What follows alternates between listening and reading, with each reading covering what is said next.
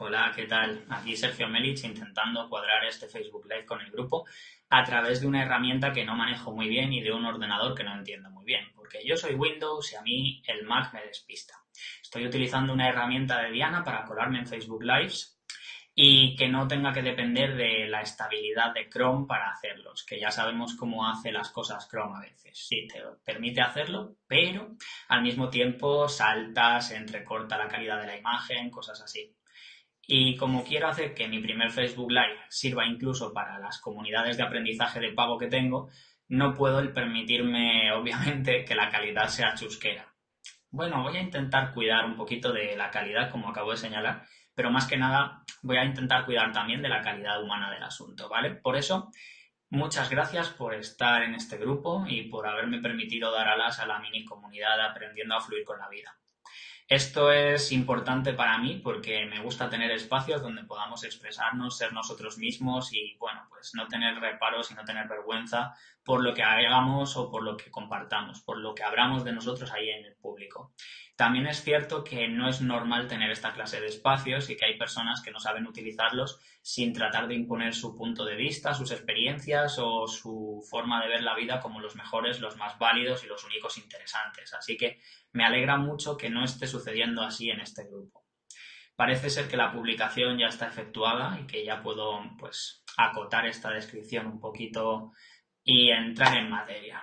Veréis, me he preparado un PowerPoint, cosa súper rara en mí. Cuando ya me conoces de hace tiempo, sabes que tiendo a fluir, a soltar la carreta desde la cabeza y todo esto, porque normalmente manejo las cosas de memoria y de corazón. No suelo intentar distraer a las personas con una cosa a la que puedan prestar atención si se pierden o cosas por el estilo. Porque para mí, de hecho, es una distracción. Cuando le pones atención a una presentación, no le pones atención a la persona que presenta y viceversa. Cuando le pones atención al que presenta, no atiendes a lo que se está proyectando en pantalla. Así que normalmente no suelo traer proyecciones. Pero hoy, como el tema es bastante completo y bastante extenso, he traído unos puntos clave, ¿vale? Y voy a pasar a la escena para que la podáis ver. De hecho, mirad qué chula ha quedado. La recordaréis un poquito similar a la de el evento Emprender Online 4. Pues sí, he utilizado la misma plantilla, me gusta bastante y de hecho me parecía muy propio. Entonces, vamos a hacer un poquito de juego. La primera diapo. ¿De dónde viene este concepto? Muy fácil. Cuando alguien estudia psicología, una de las áreas en las que se puede especializar o en las que puede volcar el centro de su interés es en la psicología de la personalidad y en concreto a esa área es a donde pertenece la mayor parte de este estudio.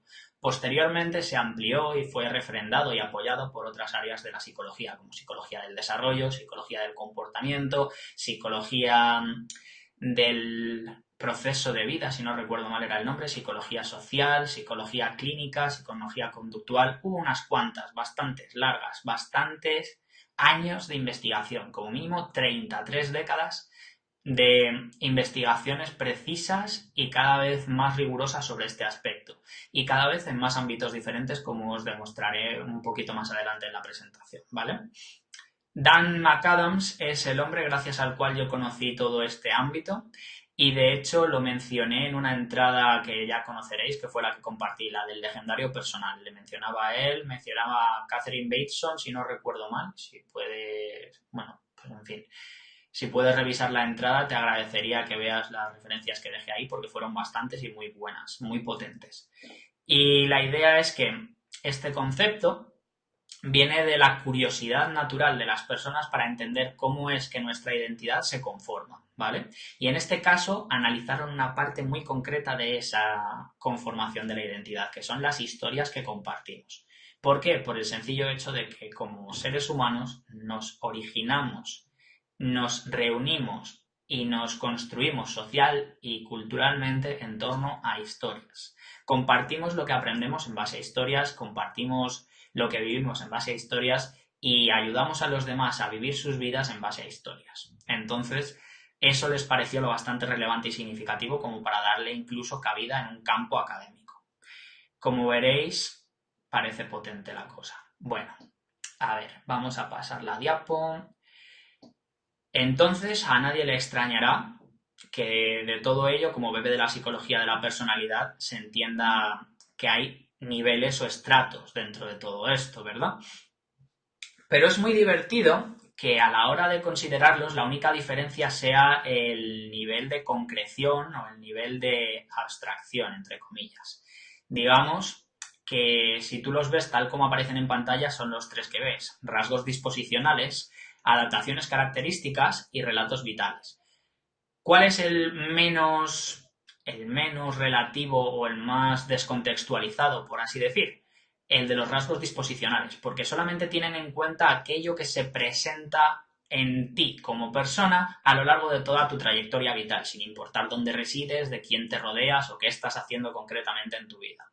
Simplemente se refiere a esas características que forman parte de ti y que se pueden observar en todas las etapas de tu vida.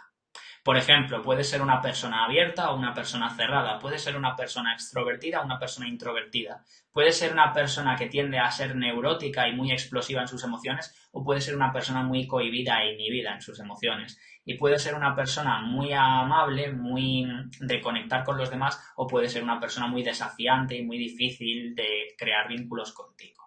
Esos son más o menos rasgos de lo que se entiende por la teoría Big Five, aunque hay otras teorías que caracterizan estos rasgos intrínsecos o disposiciones de carácter, ¿vale?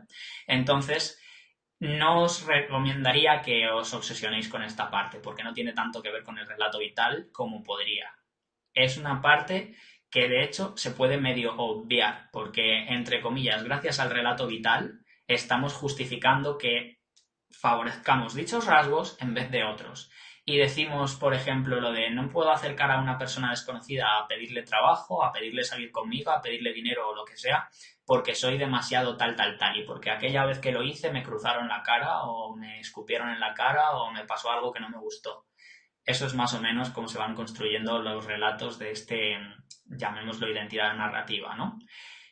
Algo sucede y nosotros le damos forma para que tenga sentido dentro de nuestra vida, y por lo cual pues tomamos decisiones que se ajustan más o menos a la realidad que hemos vivido en un momento y que seguimos viviendo a partir de ese momento.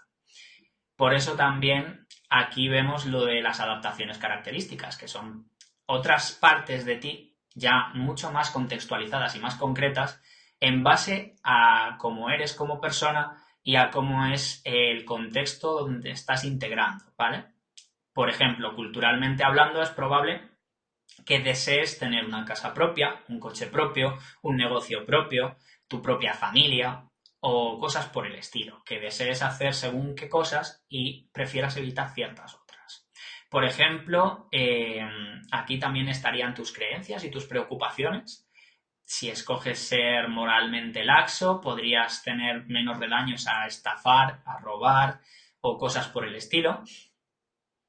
Pero al mismo tiempo también, si tienes fuertes creencias espirituales y religiosas, podrías creer en hacer el bien a ti y a los demás por encima de todo. Estos son adaptaciones. Y para lo que sirven, sobre todo, es para moverte dentro del contexto de una forma que pueda satisfacer tus deseos, tus preocupaciones y tus necesidades, ¿vale? Y también se refiere a cómo afrontas lo que te sucede en la vida. Puede ser la muerte de un ser querido, puede ser una pérdida o un fracaso importante para ti, pueden ser bastantes otras cosas, pero todavía no se considera tan contextualizado como el relato vital, ¿vale? Que es la última de las partes de la personalidad. El relato vital es la forma en la que tú manejas todo lo que te sucede, todo lo que experimentas y todo lo que observas para construir coherencia y sentido en tu vida, ¿vale? Es lo que le da una sensación de unidad y propósito, de hecho, a tu vida, lo que te hace estar conectado o disociado de todo lo que estás experimentando y de las personas de las que te rodeas, los entornos o en fin, las partes allá más superiores, lo que engloba todo lo demás, ¿no? Incluso que te sientas parte de este mundo o ajeno a él. Y este fenómeno, esta construcción de un sentido, de una unidad, de un propósito, de una coherencia, es a lo que se conoce como identidad narrativa. De hecho, hay dentro de la identidad narrativa un concepto bastante importante que es el de la narrativa maestra. La narrativa maestra se refiere sobre todo a la predominante, entre comillas, por la abundancia de personas que la comparten. La narrativa maestra vendría a ser, por ejemplo, el hecho de que en una sociedad donde el 80% de las personas no son discapacitadas y el 80% de las personas no son homosexuales, las personas que viven desde la discapacidad y desde la homosexualidad ven como la narrativa predominante es medio ajena y medio semejante a ellos. Esto lo expondremos un poquito más adelante y hablaremos sobre ello, ¿vale? Vamos a pasar de diapositiva. A ver si esto quiere. Listo. ¿Para qué solemos utilizar nuestras historias? Este es el punto importante al que queremos llegar cuando referimos a este tema, ¿vale? ¿Para qué utilizamos de verdad las historias? Pues muy bien, las utilizamos, como ya he dejado intuir en lo que estaba diciendo antes, para compartir cosas que experimentamos, cosas que les pasan a otros pero que nos hacen saber y nos representan un aprendizaje o algo valioso, o que bien nos da sentido de alguna manera, ¿vale? Normalmente podemos compartir las cosas para informar, para entretener o para enseñar. A esto es a lo que se refiere en este punto concreto, ¿vale? Puedes estar implicado más o menos hasta cierto punto en lo que estás compartiendo. Puede que des una opinión, puede que no la des, puede que te explores a ti mismo mientras lo haces y te definas y puede que no lo hagas. Pero esto forma parte de la parte teórica sobre cómo se construye esa coherencia interna que luego más adelante le daré un poquito unas pinceladas, ¿vale? Así que no voy a entrar ahora en ello. También utilizamos las historias para justificar nuestras decisiones, nuestras acciones o bien nuestra omisión de decisiones y de acción, ¿vale?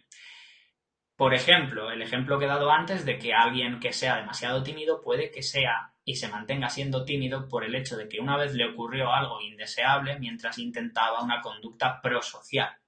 Si estaba pidiendo ayuda, si estaba pidiendo un favor, si estaba pidiendo algo que deseaba y se le respondió de malos modos, es probable que esta persona siga anclada a eso para tener el mismo tipo de respuesta a lo largo de su vida. Del mismo modo que una persona que sea muy hecha pa'lante y que sea muy descarada, muy alegre y tal, si ha tenido suerte durante toda su vida cuando expone abiertamente sus deseos y sus necesidades y le han dado lo que ha pedido porque lo ha sabido pedir bien, tenderá a repetir esta misma conducta a lo largo de su vida, ¿vale?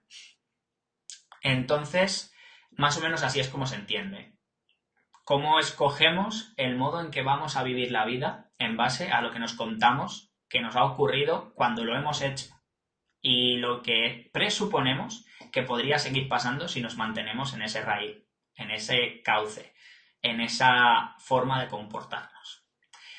Entonces, ahí es donde entra otra parte más importante todavía, la de la responsabilidad. Utilizamos las historias también para anular la responsabilidad, para asumirla o para relativizarla.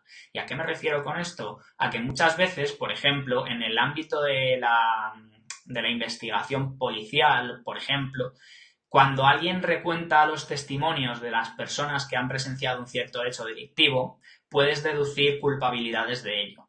Y recuerdo un estudio bastante polémico que se hizo bastantes años atrás, en el cual decían, por ejemplo, cómo puede suceder algo como las denuncias falsas. Una de las razones para hacer una denuncia falsa, por ejemplo, puede ser la del desvío de la responsabilidad. He perdido el móvil y no quiero hacerme cargo de esa responsabilidad y quiero que el seguro me pague uno nuevo, entonces denuncio que me lo han robado.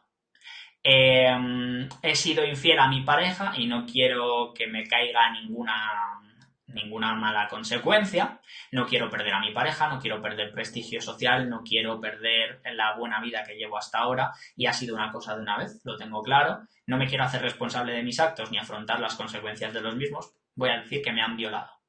Esta es una más o menos forma de decir a lo que me refiero con eludir o evitar o disociarse un poquito de la responsabilidad en un suceso concreto.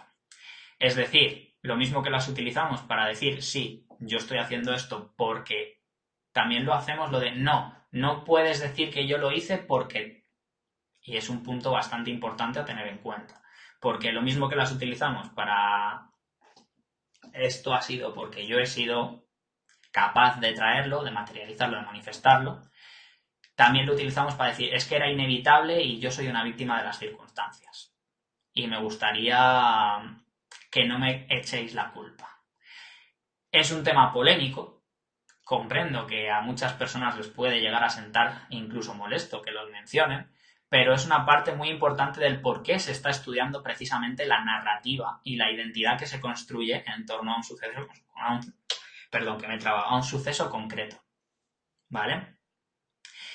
Por eso también se habla de cómo las historias pueden ser utilizadas para escapar de la realidad, para maquillarla o para tratar de mejorarla incluso. No solamente se utilizan para malos fines, para fines espurios, obviamente, también utilizamos las historias para inspirar, para motivar o para generar cambios y aportar valor a los demás.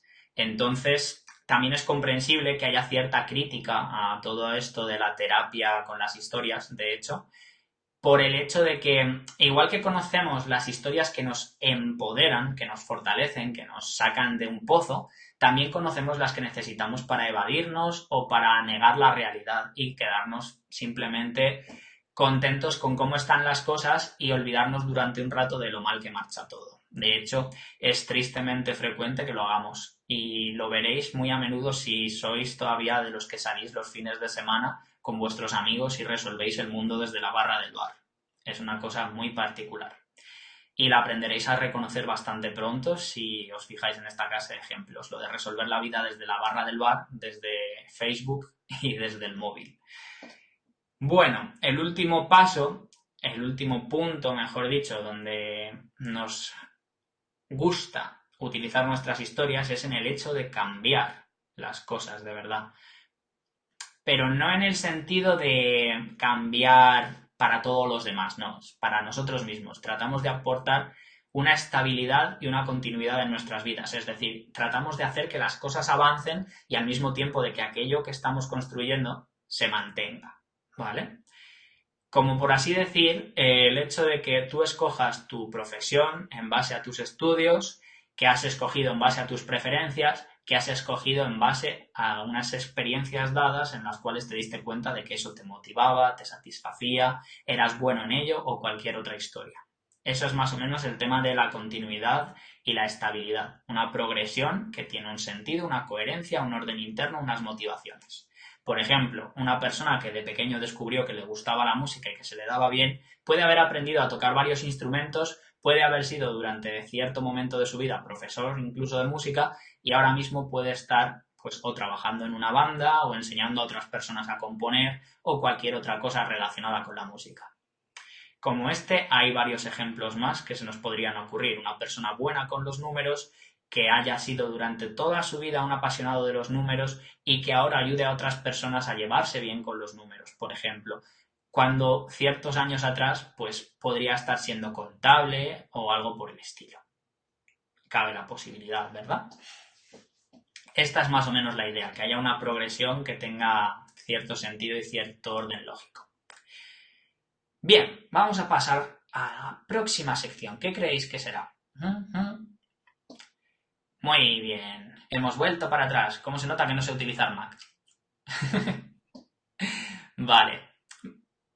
Vamos a hablar de lo que serían los componentes ya así de la identidad narrativa. ¿Por qué decía antes que era tan importante lo del orden y la coherencia y todo esto? Muy bien, pues porque se atiende solamente a dos cosas dentro de ello, la estructura y el contenido. No es mucho más.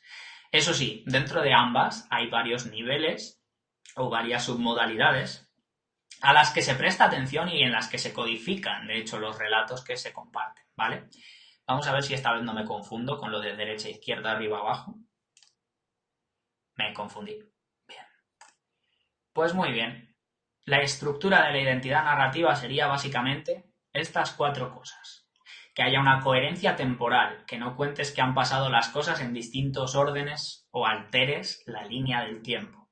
Esto, por ejemplo, también se utiliza mucho cuando quieres pillar a alguien en una mentira, porque desordena los hechos y tiende a cambiar de sitio los sucesos o a hacer desconexiones entre la línea temporal, ¿vale? La coherencia causal, obviamente, son correlaciones válidas. Que no puedes decir, bueno, pues voy matando gente porque un día alguien se tiró un pedo en mi cara. No hay una coherencia entre la causa y el efecto, ¿verdad? No tienen mucha relación. Igual que tampoco lo tendría el decir que, por ejemplo, prefieres vivir en un país donde con 300 euros te baste porque te gusta más que tu país. Lo más probable es que no sea ese el motivo verdadero y que le falte cierta coherencia a tu historia. Probablemente vivir en ese país donde con 300 euros te basta para vivir es mucho más sencillo y mucho más agradable que tu país actual o que tu país de origen, por el hecho de que te resulta muchísimo más fácil generar 300 euros para mantenerte en ese país que generar 1.500 para mantenerte bien en el tuyo. Es una posibilidad. Y esa sería la coherencia causal a la que me refiero.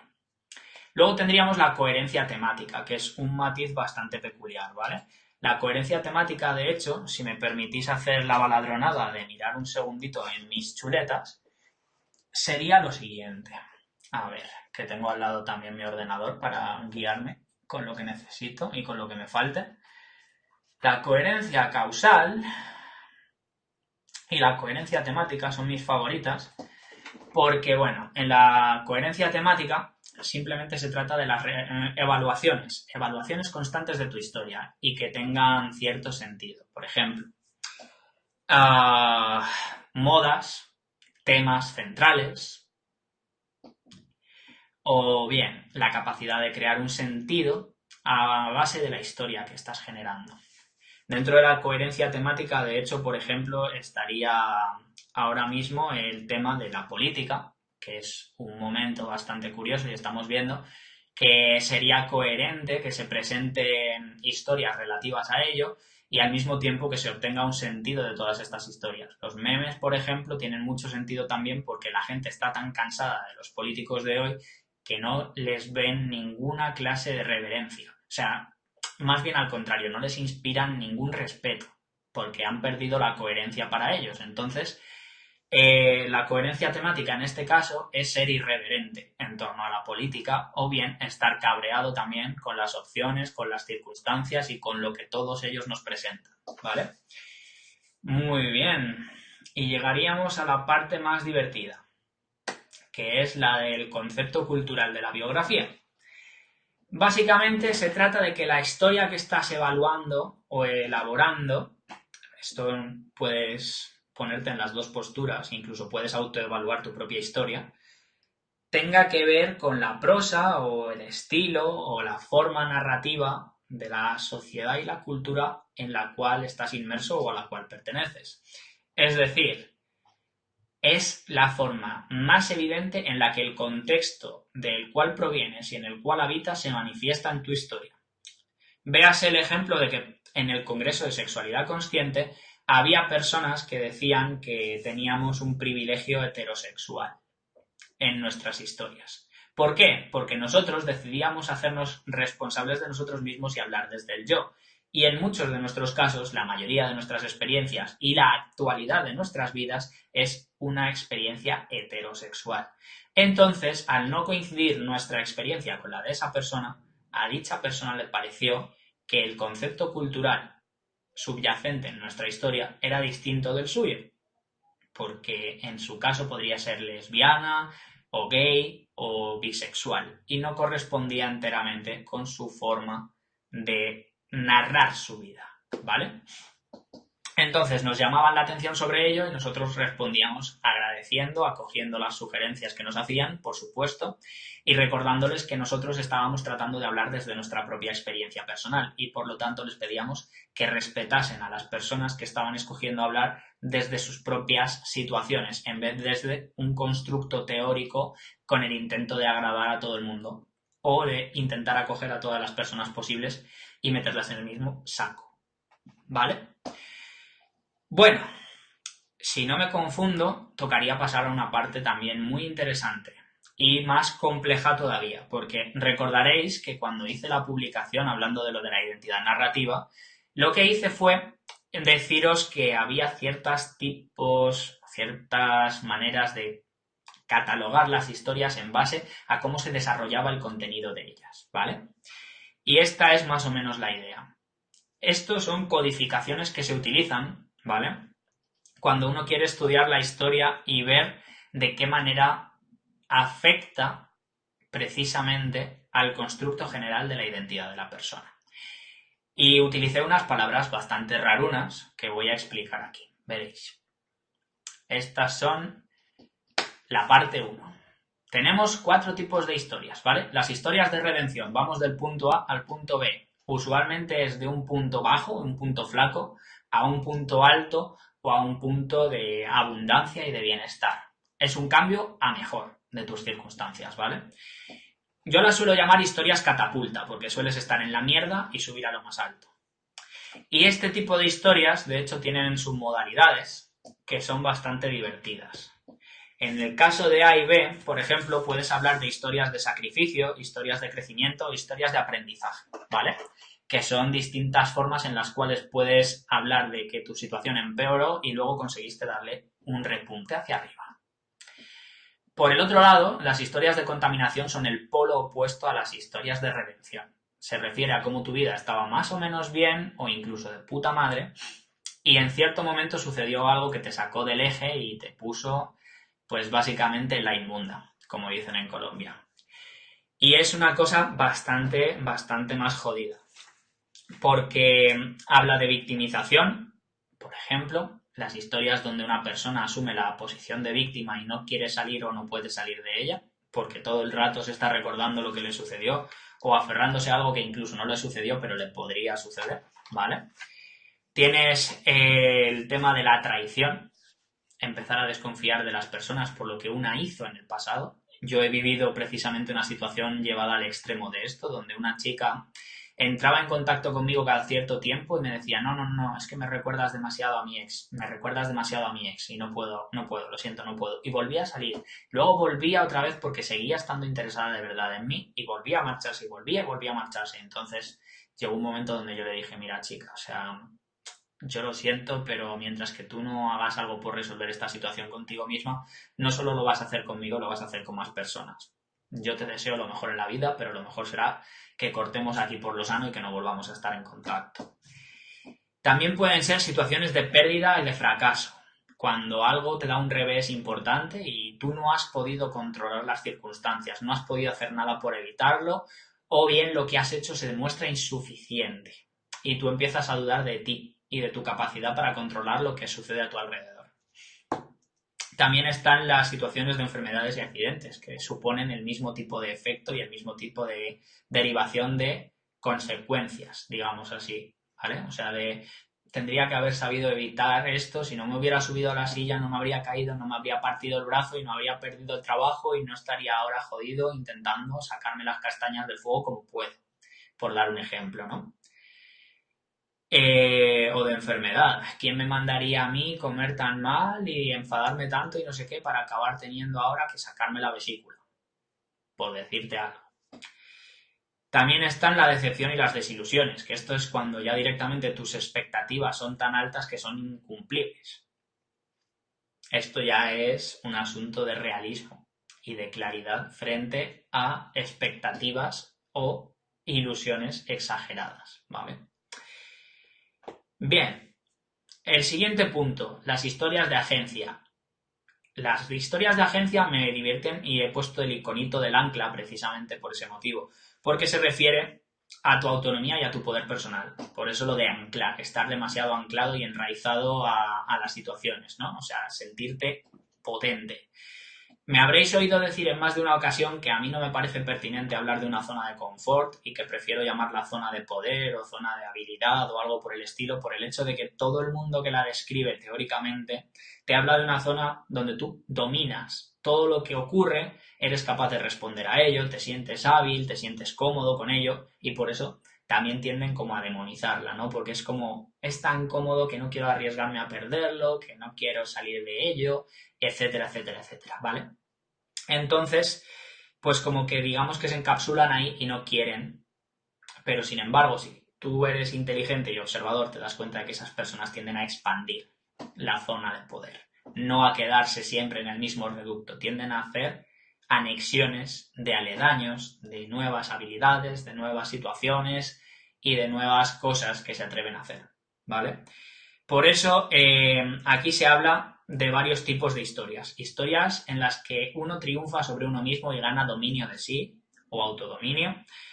Triunfos sobre las circunstancias y por eso se habla de crecer en estatus o de victoria, ¿vale?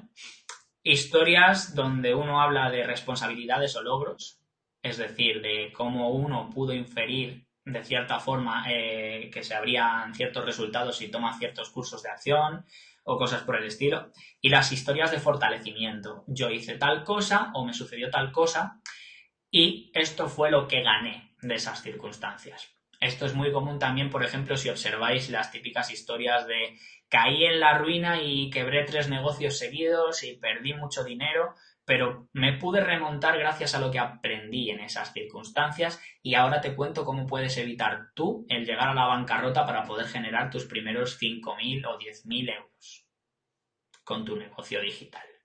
Por decir un ejemplo entre muchos otros, ¿vale? Este tipo de historias, sobre todo, son las que nos motivan a tomar acción también a nosotros mismos. Tomar acción es una expresión que no me gusta mucho porque es una derivación directa de una expresión inglesa, pero bueno, servirá. Podríamos decir entrar en acción, actuar o cualquier otra, pero por contextualidad más o menos nos entendemos más si digo tomar acción, así que vamos a ser coherentes. Y el cuarto tipo de historias de esta primera viñeta es el de las historias de comunión. ¿Cómo conectas tú con los demás, con tu entorno, con las circunstancias, con la cultura, con el contexto que habitas, ¿vale? También es tu disposición o tu motivación para entrar en relaciones íntimas con las personas que hay en tu vida y básicamente tu apertura a ciertas cosas. Por eso se habla de historias de amor y amistad, historias de diálogo, donde tú estás abierto a recibir o no ciertas posturas que sean diferentes de la tuya. Historias de cuidado y ayuda, donde tú te abres a estar presente para los demás y a pedir a los demás que estén presentes para ti. E historias de unidad y compañerismo, donde tú demuestras de qué manera te sientes parte de algo más grande que tú, ¿vale? Esto es una parte muy interesante porque ya no solo se refiere a tu comunidad en sentido tus vecinos, tu país o algo, sino al mundo y a cosas grandes que ocurren dentro de él, ¿vale? Por ejemplo, la gran comunidad de la gente vegetariana, la gran comunidad de los emprendedores, la gran comunidad de bastantes cosas. O incluso, pues bueno, las religiones también contarían aquí, ¿vale? Y nos vamos a los tipos más enrevesados de historias. Enrevesados y al mismo tiempo potentes. Vamos allá. El siguiente bache de contenidos de una identidad narrativa serían este tipo de historias. Las de procesamiento narrativo exploratorio, que es un nombre muy rimbombante, se refieren sobre todo a la capacidad que demuestras tú de explorar tu propio ser, tu propia forma de ser, tu propia escala de decisiones y otras cuantas cosas más en las historias que cuentas. Es reflexionar sobre ti mismo en base a lo que estás compartiendo, ¿vale? Incluso, si vamos un poquito más lejos, ya no solo es el grado de autoexploración, sino el grado de comprensión de ti, ¿vale? El grado de entender por qué estás yendo por ciertos caminos en la vida y evitando otros. Y esta se las trae. De hecho, se las trae tanto que para poder puntuarla se habla hasta de madurez e inmadurez. Y se dice que las personas más jóvenes tienden a no ser capaces de explorarse tanto y derivar tantas consecuencias de su conducta de este tipo de relatos como las personas más adultas y más maduras. Esto, claro, obviamente hay extremos y hay casos de casos, así que conviene tomarlo con pinzas. Luego está el tema de la resolución positiva coherente. Ante un suceso dado que se entiende como conflictivo o como pernicioso, cómo la historia que cuentas te permite solucionar la situación y darle un cierre adecuado. Por ejemplo, antes que estábamos hablando de resolver las vidas de otros o la propia desde el bar, podríamos decir que a lo mejor el cierre adecuado sería callarte la boca y empezar a tomar pasos tras pasos que te lleven a generar un cambio íntimo y que ese cambio íntimo acabe afectando y expandiéndose a todo lo que te rodea. Un ejemplo muy claro de esto es la tendencia incremental de todos los expertos en este tipo de psicología a decirte, e incluso los expertos en disciplina, a decirte, ¿vale? Reitero, a decirte, que antes de querer arreglar el mundo, empieces por arreglar tu propia habitación. ¿Tiene sentido? Pues para ellos tiene todo el sentido del mundo. ¿Cómo quieres ocuparte de algo tan grande y tan complicado y tan extenso y tan multivariado? Me ha encantado esta ensalada de palabras. ¿Cómo es el mundo si no eres capaz de ordenar un espacio tan acotado, tan íntimo, tan cercano, tan bien conocido por ti como es tu dormitorio? Si no eres capaz de hacerte la cama, de ordenar la ropa, de ordenar tu armario y de librarte de lo que no necesitas en él, siendo consecuente con lo que sí necesitas de verdad, de darle cuidado y mantenimiento a los muebles, a todo lo que haya en tu cuarto, como por ejemplo el cambio de sábanas cuando toca, quitar el polvo y recoger las migas, barrer el suelo, asegurarte de que no hay desperfectos que hagan que tengas que reponer algo. Esta clase de cosas. Si no eres capaz de administrar ese espacio que no será normalmente de más de 2 metros cuadrados, que es tu cuarto, y con suerte algunos tienen bastante más de 2 metros cuadrados por habitación, pero eso ya es otro caso aparte. Entonces, ¿cómo quieres organizar una comunidad más grande? ¿Cómo quieres organizar, pues yo qué sé, tu ciudad, tu país, tu mundo? ¿Cómo quieres generar un impacto a gran escala si a la más mínima escala a la que está piel con piel contigo no eres capaz de manejar esa coherencia y esas resoluciones positivas que necesitas, ¿vale? Por eso este consejo lo están dando tanto y tan a menudo y lo puedes encontrar en YouTube, lo puedes encontrar en libros, en charlas motivacionales y de hecho seguro que no soy la primera persona que te lo menciona, pero si es así, bueno, que sepas que yo no me hago la cama. Yo lo que hago es que la dejo extendida, dejo que se ventile y luego ya cuando eso, antes de acostarme, normalmente ahí sí, es donde organizo la cama para dormir tranquilo. Pero el resto del tiempo dejo que eso se airee, porque si no pasan cosas divertidas con las sábanas. Bueno, luego está el tema de la creación de sentido. La creación de sentido ya sí que es súper, súper divertida. Esta se refiere... Ay, perdón. Voy a deciros también que las historias anteriores se refieren a resiliencia y adaptabilidad, ¿vale? 2 características básicas que se pueden observar en las historias de resolución positiva y coherente. El cómo uno es capaz de superar las circunstancias, de soportarlas y de salir adelante a pesar de ellas, ¿vale? Es muy divertido.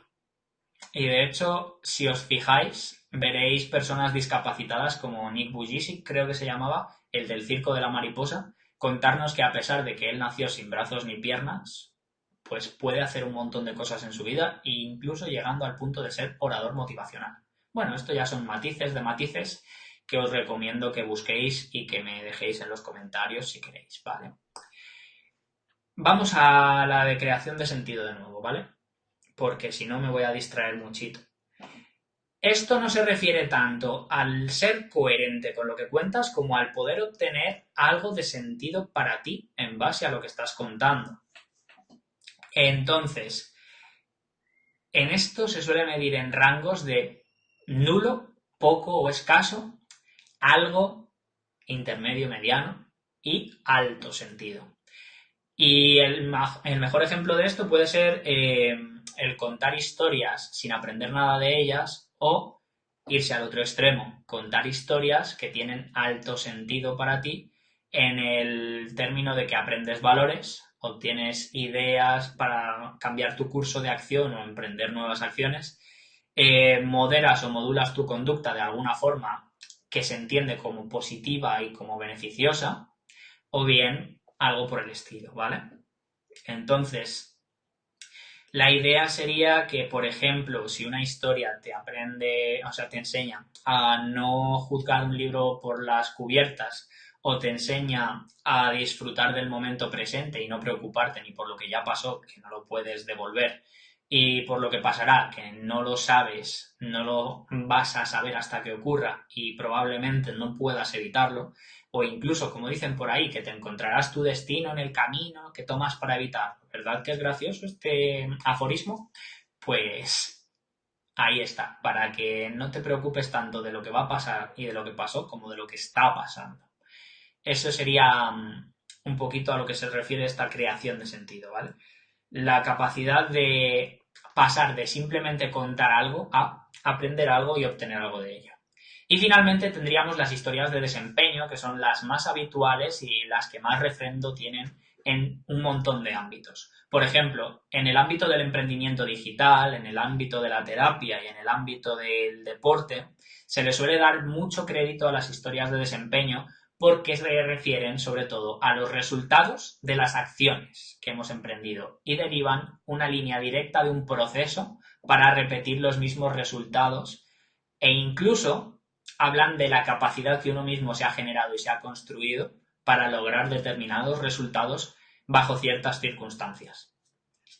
Este es el tipo de historias más peligroso de todos ellos, porque por ejemplo, es el que hace que los hombres desde hace muchos siglos se sientan inútiles cuando les llega el momento de la jubilación, porque ya tienen que dejar de trabajar y sin su trabajo se pierde una parte importante de su desempeño como personas. No obtienen los mismos beneficios, no obtienen las mismas satisfacciones ni el mismo sentimiento de utilidad para sí mismos, para otras personas y para su familia. Por ejemplo, un deportista que ha basado toda su carrera en sus éxitos y que de repente está lesionado y tiene que afrontar una baja, puede sufrir una depresión severa precisamente porque sus historias personales están basadas en un desempeño que ya no puede lograr. No sé si con esto se entiende bien el concepto, pero espero que sí.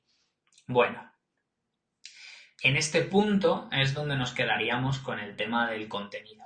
Y ahí es donde pasaríamos a hablar de otras cosas, ¿vale? Vamos a ver qué nos depara esta presentación. Algunos ámbitos, vale. Os había prometido que los ámbitos en los que se aplica esto de la narrativa son bastante variados y cada vez van a ser más, ¿vale? He seleccionado los 5 que más interesantes me parecen y que más se destacan de hecho. La psicoterapia, incluyendo algunas de las enfermedades mentales más graves, tienen en cuenta el tema de la identidad narrativa en el sentido de, vale, ¿cómo está afectando a la salud mental del individuo las historias que construye en su vida o que deriva de las cosas que le ocurren? Por ejemplo, podemos ver que en ciertos casos el relato vital mejora a medida que van afrontando la terapia y en ciertos otros, de hecho, se empeora. Se pega un rebote hacia lo negativo. Y uno de los casos donde se observa que con el tratamiento adecuado y con el tiempo mejora el relato vital es en casos de enfermedades como la esquizofrenia, ¿vale? Esto ya deberíais consultarlo más con un experto que conmigo. De hecho, en el grupo creo que tenemos a varias personas que son psicoterapeutas y que tenemos a una especialista también en trastornos de adicción y abuso de sustancias dentro del grupo. Así que si ella se quiere manifestar, pues que lo haga. En el caso de que estéis viendo esta grabación fuera del grupo aprendiendo a fluir con la vida, pues os recomiendo que entréis. Porque allí podéis encontrar este y muchos otros debates bastante interesantes y bastante potentes. Entonces, mi recomendación con este tipo de cuestiones es siempre la misma. Acudir a un experto y preguntarle si conoce lo que se está haciendo en este ámbito. Yo lo que sé que se hace con el tema de la psicoterapia es, por ejemplo, investigar los casos de personalidades conflictivas o abusos o cosas por el estilo. El reencuadrar tanto la posición de víctima como la posición de victimarios, ¿vale? Que suele ser una de las formas más positivas de tratamiento que se les está dando a las personas que abusan de alguna forma de sus parejas, ya sean hombres o mujeres, aunque en principio se está aplicando con hombres más que con mujeres por el hecho de que, al parecer, el mayor número de personas disponibles para esto, ya sea por convicción o por acción o porque son personas que se someten a tratamiento por orden de un juez para cumplir condena incluso, son hombres. Y en el caso de mujeres, normalmente las sentencias también conllevan el tratamiento forzoso del control de la ira, el control de su conducta y cosas por el estilo, ¿vale? Y una parte muy importante de la psicoterapia, como os decía antes, hace crítica a todo esto del tratamiento de la identidad narrativa, diciendo que es muy fácil que utilicemos historias que justifiquen nuestros actos, que nos hagan quedarnos tal y como estamos y no cambiar de rumbo y sentirnos satisfechos simplemente por ser como somos en vez de molestarnos en cambiar lo que no se ajusta o no es beneficioso ni para nosotros ni para nuestro entorno. Entonces, ¿qué ocurre con esto? Pues que la responsabilidad se va al garete. Y antes me habéis hecho una serie de preguntas que responderé más tarde, ¿vale? No os preocupéis, que las tengo aquí seleccionadas y listas, pero voy a tardar un poquito más en terminar esto y ya paso a responder. Otra parte donde se observa muchísimo esto de la narrativa de la identidad es en la medicina, en cualquiera de las aplicaciones de la medicina, por ejemplo, en rehabilitación, en cuidados intensivos, en tratamientos por enfermedades y accidentes graves, donde se ayuda a las personas a que no centren su relato en la enfermedad, ¿vale?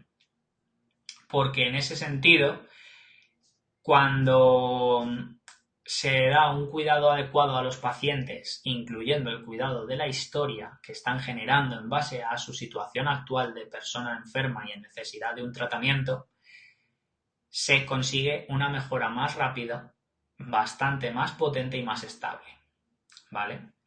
De hecho, se alarga el periodo de recuperación cuanto peor es la narrativa interna acerca de una enfermedad. Lo habréis visto si habéis acompañado a personas a la rehabilitación porque hayan tenido una lesión en las piernas o algo por el estilo y han perdido el funcionamiento normal de ellas. Y les toca, pues bueno, reaprender cómo se ponen, cómo andar, cómo sentarse, cómo hacer ejercicio y cosas por el estilo. Hay personas que se recuperan en un espacio muy rápido a pesar de tener una edad más avanzada, tener peor estado general de salud y cosas por el estilo, como me sucedió a mí cuando me operaron de la rodilla, que yo vi a personas entrar en el mismo momento que yo entré y salir mucho antes que yo. Y también puedes ver todo lo contrario, personas que entran con cosas muchísimo más leves y que tardan mucho más en recuperarse. Un ejemplo de esto también podría ser alguien que a base de alguna afición ha tenido un accidente grave y ha perdido, pues yo qué sé, el bazo, por ejemplo, si se te ha estallado por un accidente de moto. Y sin embargo no le coge miedo a las motos, no le coge miedo a hacer deportes extremos ni nada por el estilo. Y se recupera muchísimo más rápido porque tiene la motivación de volver a hacer ejercicio y de volver a disfrutar de lo que ama en vez de quedarse, pues bueno, con mayores precauciones, con mayor timidez y todas estas cosas, ¿vale? Eso también es un factor bastante curioso dentro de todo esto. Y si hay médicos en la sala o gente que esté especializada en la materia, pues agradecería que nos compartáis vuestras opiniones o vuestras observaciones en este aspecto, porque seguramente tenéis mucho y muy valioso que compartir. Otra parte bastante importante donde se observa esto es precisamente cuando alguien está cumpliendo pena en prisión por algún delito que lo haya merecido, ¿vale? Dentro de las prisiones, las historias de los presos tienden a dos cosas bastante graciosas. Historias muy de redención e historias muy contaminantes. Algunos se redimen porque dentro de la cárcel encuentran sentido para sus vidas, encuentran a Dios, encuentran lo que sea que les hace reflexionar profundamente y variar su conducta hasta tal punto que son capaces de volver a reinsertarse en la sociedad. Y otros, más bien, se adaptan tanto a la vida en prisión y a la dialéctica interna de no puedo permitirme ser una víctima aquí dentro porque entonces si no voy a serlo toda la vida hasta que salga de aquí e incluso cuando salga de aquí, y se vuelven prácticamente predadores enjaulados para evitar que otras personas los preden a ellos. Esto es una cosa bastante dura, ¿vale? Pero puedes derivar de ello las dos cosas, un yo negativo y un yo positivo. E incluso hay personas que son capaces de integrar y de perdonar a ese yo negativo gracias a las historias que generan al haber experimentado ese tiempo de estoy fuera de toda la sociedad, no puedo participar, he hecho algo imperdonable y ahora tengo tiempo para reflexionar sobre lo que he hecho y me lo voy a permitir en vez de odiar a la sociedad, odiar al sistema porque me han pillado haciendo algo que no debería y hay personas haciendo cosas peores y a las que no les pasa nada a diario, ¿verdad? Bueno, este tema es bastante complejo y bastante amplio, y la única experiencia que tengo en él es que uno de mis abuelos, concretamente el padre de mi padre, fue funcionario de prisiones, pero como yo no he tenido relación con esta rama de mi familia a tales niveles, tampoco puedo deciros mucho sobre lo que él vivió en esto, ¿vale? Pero sí que os puedo decir que muchas de las investigaciones en este aspecto señalan que los prisioneros normalmente utilizan la identidad narrativa para ejercer alguna forma de control sobre sus vidas. De lo que aparece como incontrolable a sus ojos porque están dentro de prisión y todo les es impuesto y pautado, de alguna forma se les hace controlable. De hecho, si os dais cuenta, es el mismo tipo de prerrogativa que siguió Viktor Frankl, el famoso creador de la logoterapia, cuando estuvo encarcelado en los campos de concentración nazis, ¿vale? Y sería más o menos también el mismo proceso que el dramaturgo, no sé si es dramaturgo o literato ahora mismo, ¿vale? Pero sé que es un premio Nobel de literatura. Imre Kertész, que es húngaro y que también fue preso de los campos de concentración y también tocaba el tema de la identidad en su obra. Es algo que fueron unas circunstancias a las cuales estaban obligados y a las cuales pues lograron extraer un sentido para mantener la vida y de hecho compartir grandes obras con la humanidad. Os las aconsejo muchísimo. Luego buscaré cómo haceros llegar referencias y probablemente las añada al final de esta presentación y la ponga disponible para los grupos, tanto para este de Aprendiendo a Fluir con la Vida como para todos los de las comunidades que tengo montadas, ¿vale? Los últimos dos casos en los que me he centrado es en el de homosexualidad y discapacidad, que los pongo juntos no porque homosexualidad equivalga a discapacidad, ¿vale? Esto es muy importante, quiero que lo tengáis muy en cuenta, sino porque la narrativa en torno a la homosexualidad o a la sexualidad divergente en general y a las relaciones divergentes conforme a la norma de la monogamia, que es norma no por imposición, sino porque es lo más normal en este momento y es lo más favorecido en esta sociedad. Lo junto con la discapacidad porque tienen la misma concepción. Dentro de todo el estudio que se hace de las narrativas de la identidad sexual y de la identidad de la discapacidad, está el mismo hecho. Se dice que vienen impuestas de fuera y que son algo así como atribuidas, que no son escogidas voluntariamente y que normalmente están embebidas dentro de una identidad maestra, una narrativa maestra, que se considera la predominante de la sociedad y que por tanto desatiende aspectos específicos de estas otras identidades. Por ejemplo, lo que os comentaba antes que nos sucedió en el Congreso de Sexualidad Consciente. Había personas homosexuales que estaban deseando que se atendiese a los gays y a las lesbianas, tanto juntos como por separado en distintas charlas, y que se hablase de parejas del mismo sexo, por ejemplo, que se hablase de experiencias homosexuales, que se hablase de opciones para el estilo de vida homosexual y tal, y estaban tan centrados en su propia experiencia que no se concentraron en hacer un pequeño ejercicio de permutación mental y abrirse a reconocer los paralelismos entre su experiencia y la experiencia general. O mejor dicho, entre su identidad narrativa y su narrativa de vida y la de los demás. Porque al fin y al cabo, si tu narrativa de vida es que tú también quieres convivir con una pareja, construir una familia, tener un hogar juntos, o salir a viajar juntos por el mundo, o algo por el estilo, eso no es diferente, seas hombre, seas mujer, seas homo, seas hetero, seas bi.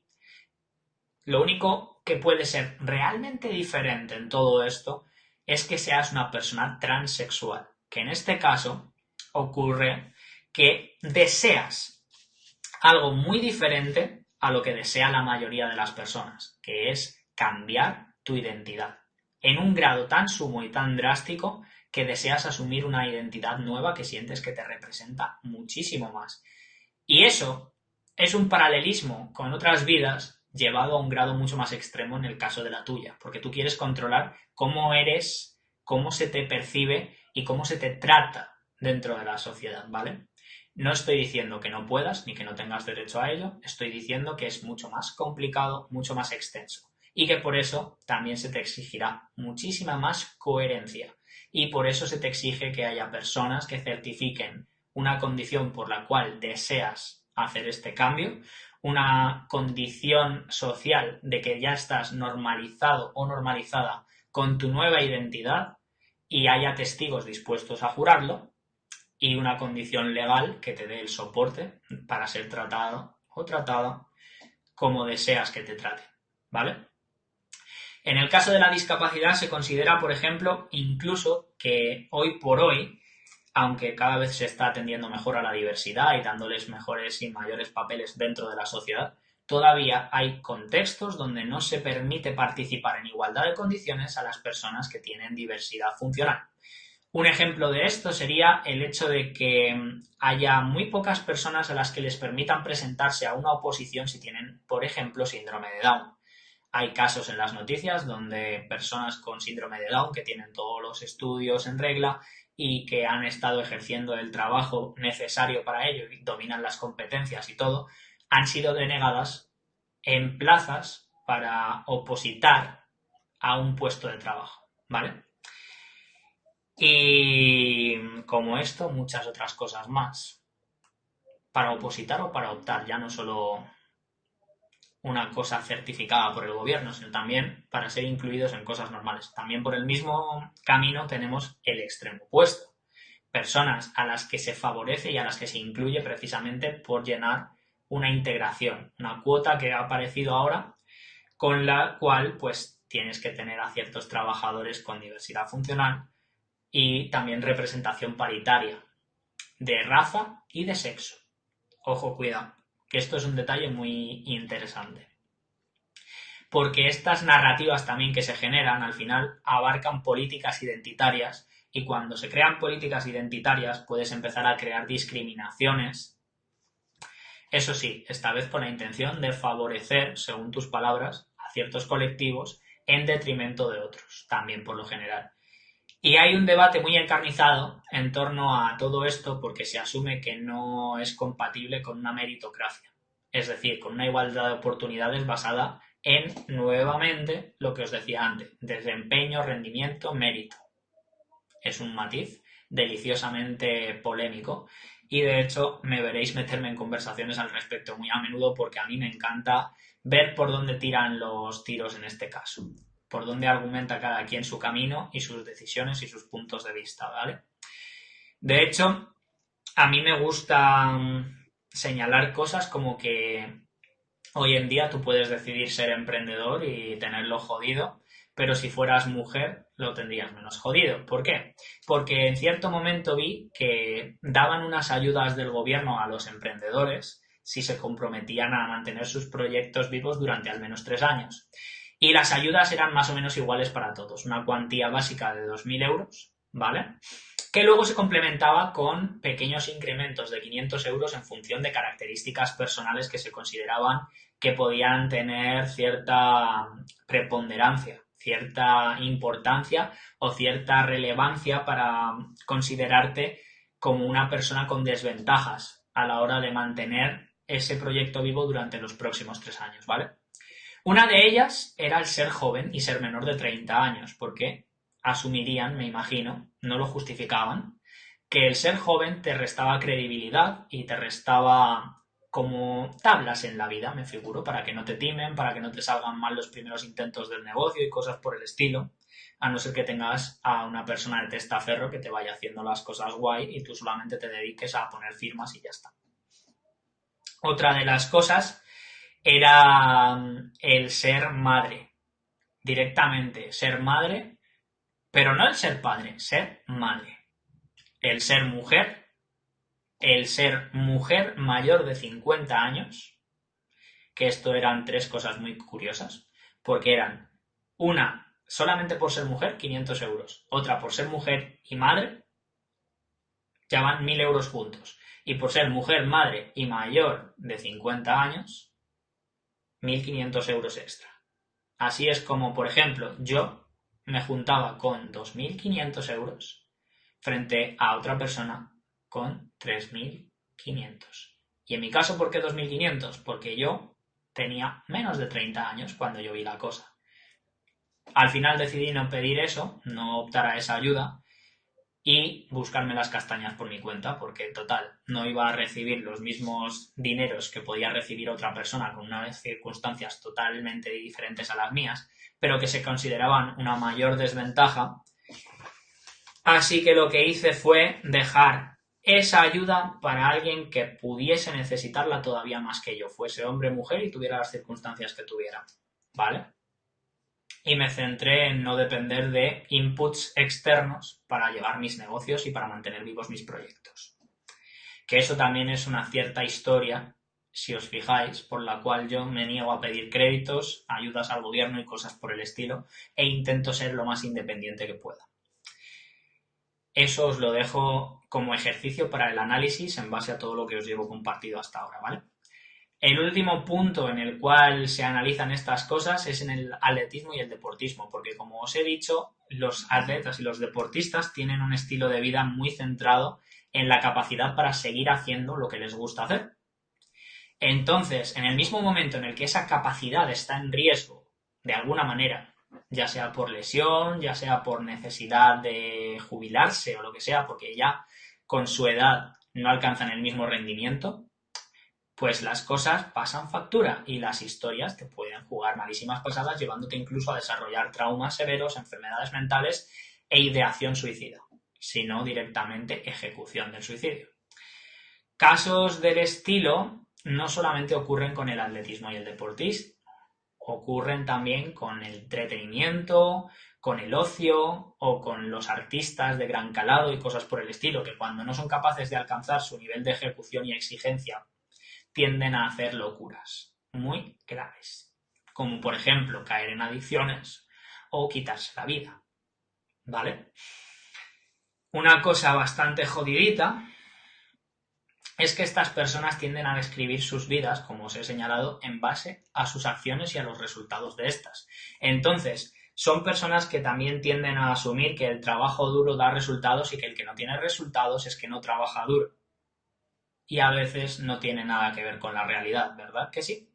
A veces nos hemos pasado años y años y años dándole duro, estando al pie del cañón y partiendo piedra, pico y pala, y no ha funcionado.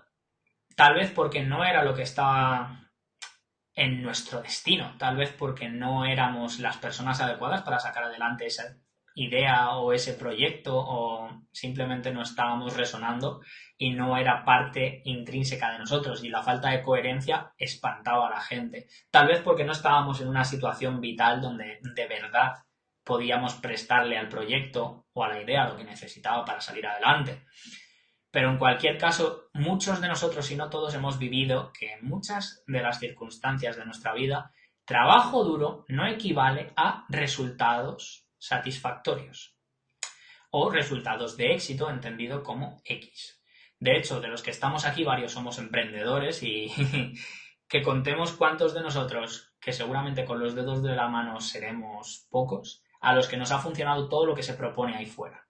Nos hemos pelado el culo y nos hemos pelado los codos y la cabeza intentando hacer webinars, intentando hacer funnels, intentando hacer email marketing, intentando hacer marketing por redes sociales, intentando hacer el mejor SEO y SEM del mundo, intentando hacer la mejor publicidad de pago del mundo e intentando hacer todas las maravillas que nos han vendido, retos, grupos privados, contenido viral, todo lo que nos hayan dicho que vale y que funciona para lograr el éxito, y que seguramente a estas alturas todavía nos estamos peleando con las circunstancias para llegar siquiera a los 1.000 euros al mes. Estables. 1.000 euros estables cada mes. No me refiero a tener un pico de ingresos de 10.000 en un momento del año y alargar esos 10.000 todo lo que puedas. Me refiero a que te vaya entrando constantemente ingresos y a que tengas esa cierta seguridad o estabilidad en tu proyecto. ¿Verdad que es jodidito y que no es tan fácil como lo pintan? Pues así están las cosas. No son solamente los atletas y los deportistas, sino también las personas que de alguna manera viven de su rendimiento, ya sea por satisfacción, ya sea por realización personal o por lo que sea. Personas que viven de saber que pueden conseguir lo que se propongan porque ejecutando una cierta serie de tareas o de acciones van a conseguir una serie de resultados. Y como esa promesa hoy en día pocas cosas la pueden sostener, puede derivar en cosas muy jodidas, ¿vale? Entonces, en este tipo de historias, por ejemplo, lo que se analiza es en qué grado el cumplimiento del guión del éxito determina que de verdad obtengas el mismo tipo de resultados o un éxito a tu medida.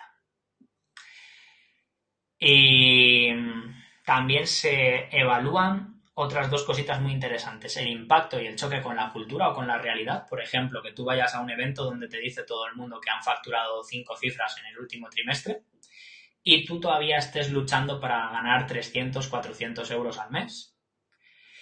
Y el tema de tus deseos reales, de que tú, por ejemplo, quieras de verdad ganarte 5 cifras cada vez que saques algo al mercado.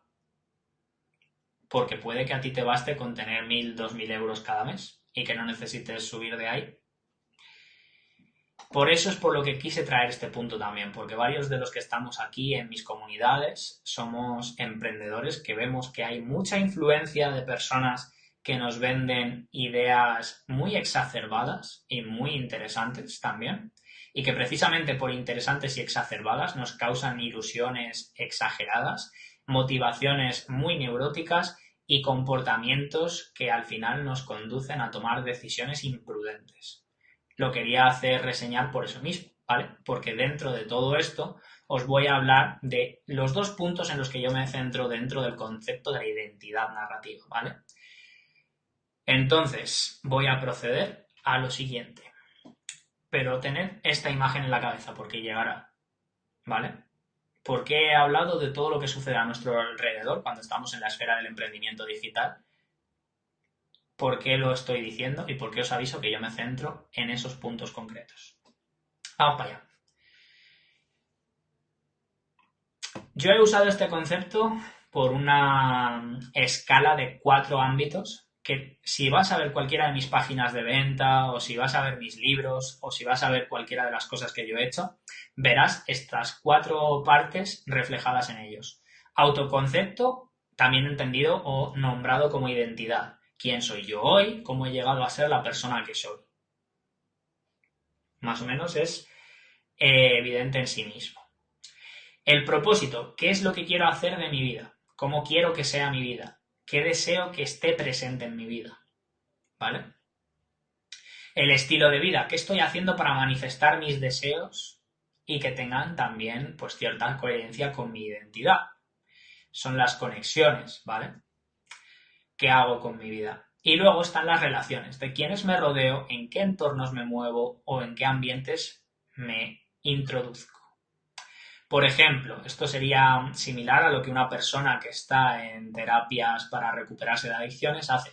Cambiar de compañías, cambiar de ambientes, cambiar de estímulos, disociarse del entorno que le lleva a repetir esa misma conducta que desea controlar y entrar en otros que le beneficien mucho más. Lo mismo sucede cuando una persona quiere aprender a hacer negocios por Internet, se rodea de personas que ya saben cómo hacer negocios en Internet o que están creando sus propios negocios en Internet. Y lo mismo sucede con personas que quieren vivir una sexualidad más consciente y tener relaciones más auténticas. Te buscas a personas que estén en el mismo proceso y también a personas que ya hayan superado las distintas etapas para ver qué puedes aprender de ellas, ¿verdad? Y aquí es donde viene la parte importante que os decía que tuvierais en la cabeza. Vamos para allá. Yo me concentro en 2 aspectos muy concretos, la claridad y las acciones pertinentes.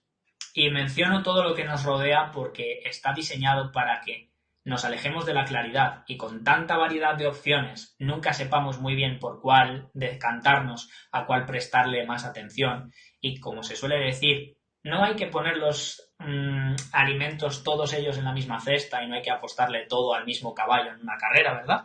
Pero al mismo tiempo hay que saber muy bien a qué le estás metiendo tu chicha, en qué estás invirtiendo tu atención, tu tiempo, tus recursos, ¿vale? No me vale que digas, no, es que como esto me lo han vendido muy bien, es un experto muy reconocido, tiene un montón de casos de éxito, ya. Pero a ver, ¿esa opción te representa realmente? ¿Tiene algo que ver contigo y con lo que tú deseas hacer? ¿Se ajusta de verdad a tu proyecto? ¿Te has dejado llevar por un impulso que, por otro lado, han sabido generarte muy, muy bien? Y a eso es a lo que me refiero con acciones pertinentes. Dentro de las artes marciales hay un concepto que es muy gracioso, que es el de la acción a tiempo, la acción pertinente. Se habla de 3 tipos de acciones: la acción posterior, la acción adelantada y la acción pertinente. ¿En qué se diferencian? Muy sencillo. Una persona aprende a reconocer estímulos y a reaccionar a ellos en distinto grado y en distinta velocidad, ¿vale? Y cuando estás aprendiendo, al principio lo que puede ocurrirte es que cualquier mínimo estímulo que se parezca a una agresión o a una amenaza te ponga en alerta y te dispare unas respuestas determinadas. Lo mismo sucede cuando entras en ciertos ámbitos y aprendes a ver estímulos que antes no veías. Es muy fácil que acabes tomando respuestas que son inconscientes e incontrolables para ti al principio, pero que forman parte de tu proceso de adaptación a ese nuevo entorno y a ese nuevo ambiente, ¿vale? Entonces, en el ejemplo de las artes marciales, por ejemplo, podría ser que alguien te haga cosquillas y tú respondas metiéndole un codazo por la espalda porque no ves quién es ni qué te está haciendo exactamente. O en el caso de que alguien te tape los ojos, que le metas una patada en los huevos. Puede ocurrirte perfectamente. Es un mecanismo de adaptación de tu cuerpo que está aprendiendo a responder a una situación de cierta manera. Y tú a veces no controlas ni el grado de información que te llega, ni tu percepción de la misma, ni tu respuesta.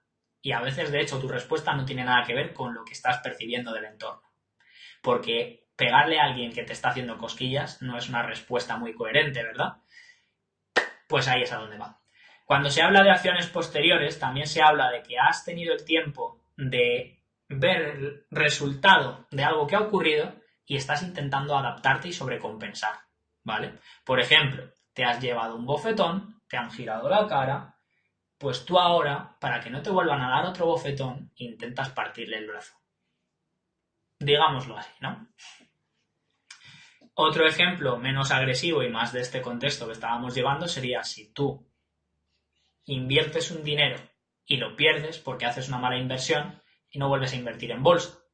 O bien, si inviertes un dinero en una formación y lo pierdes o lo desaprovechas porque la formación no te da lo que buscabas, no se ajusta a tu caso particular o no te proporciona los resultados que prometía, y tú de entrada ya comienzas a considerar a todo el que vende por internet un vendemotos, un timador o algo por el estilo, ¿verdad?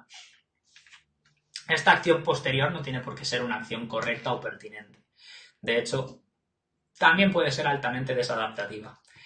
Y una acción que va por anticipado a veces pertenece también a esto, a que te ha ocurrido algo y antes de que te vuelva a ocurrir, previenes que te ocurra. Por ejemplo, no te gusta que te engañen, que te estafen, que jueguen contigo, pues voy a dejar de acercarme a la gente, voy a tratarles agresiva y distantemente, voy a... ¿Sí? ¿Se entiende por dónde voy? Tomo precauciones y en algunos casos incluso llegamos a lo que yo llamo venganza preventiva. Voy a joder a los demás antes de que ellos me puedan joder a mí. No es el camino adecuado. La acción pertinente, por otro lado, y aquí tengo una chuleta que utilicé en un taller que hicimos Diana y yo para un evento de nuestra amiga Ali. La acción pertinente se basa no en anticiparte ni en reaccionar tarde a algo, se basa en estar en el momento, en aprender a reaccionar al momento en base a cómo se van desarrollando las circunstancias del mismo, sin tratar de anticipar causas, consecuencias o anticiparte a una acción sin permitir que ocurra, porque a lo mejor es algo que tiene que ocurrir igualmente. Adaptarnos al cambio en el momento en el que éste se produce sería la idea de una acción pertinente. Por ejemplo, no darle a alguien un bofetón hasta el mismo momento en el que ves su mano llegando hacia ti para dártelo a ti. Esa sería una acción pertinente. Previenes una agresión y al mismo tiempo respondes a ella. Eso sí, dentro de todo esto también entra adaptación, proporcionalidad, idoneidad de la respuesta y muchas otras cosas más que no quiero deciros para no complicar demasiado esto. Básicamente la idea es no actuar por reflejos a ciegas. Por ejemplo, no entrar a comprarle compulsivamente a tu gurú favorito porque es tu gurú favorito, algo que probablemente ni te sirva, por más que quieras apoyar a esa persona y todo esto. puedes apoyarla de otras maneras en este ámbito, ¿verdad? Si no te sirve para ti, puedes ser su afiliado y venderlo en su nombre a personas que conozcas y que sepas que se pueden beneficiar de ello y le sigues ayudando, pero no estás haciendo una compra de algo que no te sirve a ti realmente. También puedes evitar exagerar la atención que prestas a las cosas y a las personas y evitar exagerar las acciones que tomas. Por ejemplo, si una persona te promete un resultado que luego no cumple, puedes evitar no comprar a todo el mundo y acotar esto y recurrir a no comprar a la persona que te ha decepcionado y que ha hecho que te sientas estafado. ¿Vale?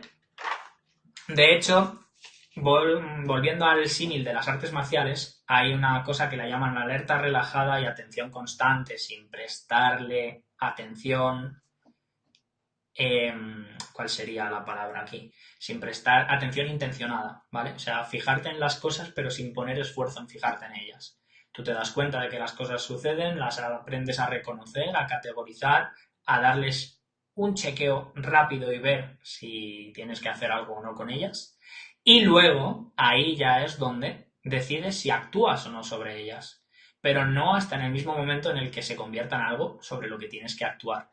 Porque, por ejemplo, cuando una persona intenta sembrar un campo, se piensa que por ir todos los días a verlo, por regarlo todos los días a todas horas, va a conseguir que el campo florezca más rápido y con más vigor. Y no, muchas veces acaban envenenando a las plantas y haciendo que ese campo sea impracticable durante un tiempo.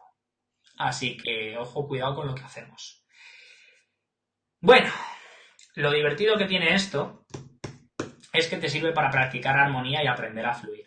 Como veis, me gusta tamborilear en la mesa. Y esto tiene un poquito de complicación y al mismo tiempo un poquito de encanto. Yo llevo años enseñando a las personas a aprender la forma correcta de fluir, que no es el dejarnos llevar por las circunstancias, estar abierto a que nos pase de todo y ya me adaptaré como pueda a ello. Es el determinar a dónde quieres ir a parar, cómo quieres ser tú como persona y tomar el impulso que te presta todo lo que te rodea, además de aportar el impulso necesario por tu parte, para que todo te conduzca por los cauces que debes ir, ¿vale? No es autoabandono en manos de la suerte, del destino, de la divina providencia y del karma, es tener audacia, tener la capacidad para reconocer lo que nos está sucediendo alrededor y las acciones que debo tomar para que me conduzca en la dirección que yo necesito.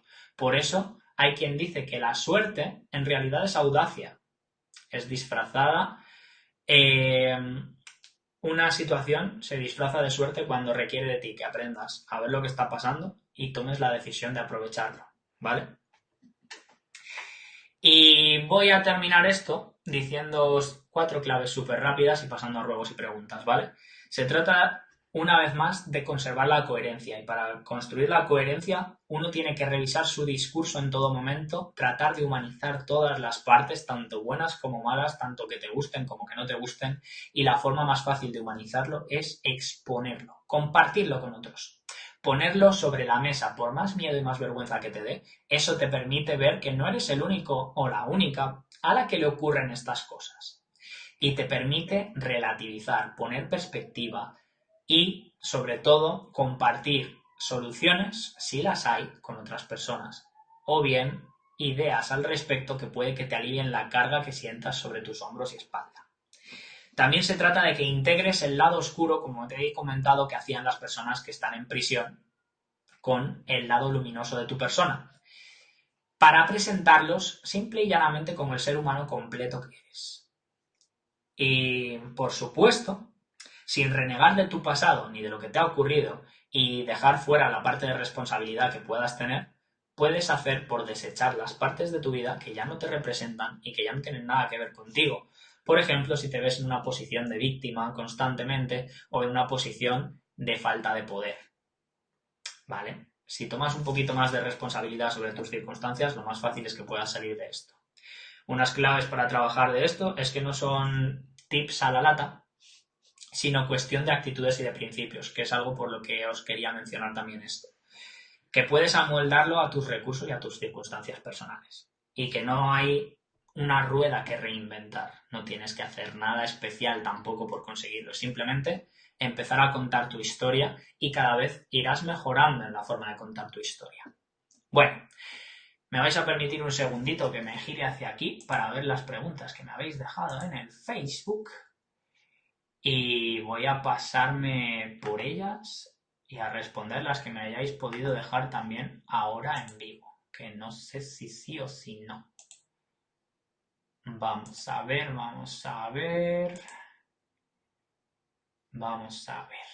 Vale, no me habéis dejado muchas preguntitas, pero aquí va. Tengo una de Maribí y una de Miriam en una entrada anterior en la cual estábamos hablando de esto de formas muy bonitas.